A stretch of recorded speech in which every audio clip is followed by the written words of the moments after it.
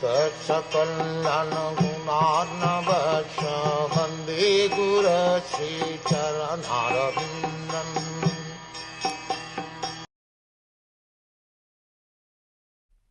One who has forsaken his material occupations to engage in the devotional service of the Lord may sometimes fall down while in an immature stage, yet there is no danger of his being unsuccessful. On the other hand, a non-devotee, though fully engaged in occupational duties, does not gain anything. As far as the duties of mankind are concerned, there are innumerable duties. Every man is duty-bound not only to his parents, family members, society, country, humanity, other living beings, the demigods, etc., but also to the great philosophers, poets, scientists, etc. It is enjoined in the scriptures that one can relinquish all such duties and surrender unto the service of the Lord.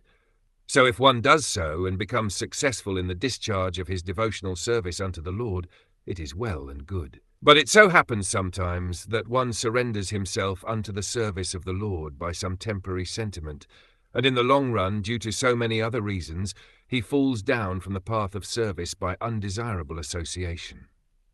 There are so many instances of this in the histories. Bharat Maharaj was obliged to take his birth as a stag due to his intimate attachment to a stag. He thought of this stag when he died.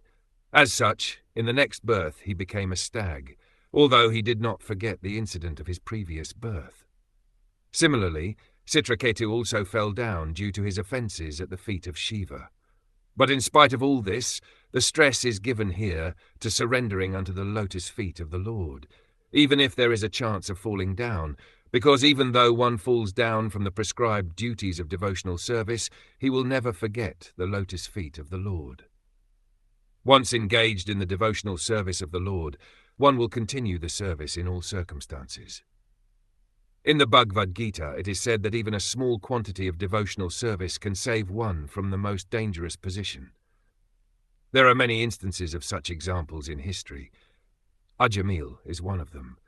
Ajamil in his early life was a devotee, but in his youth he fell down. Still he was saved by the Lord at the end.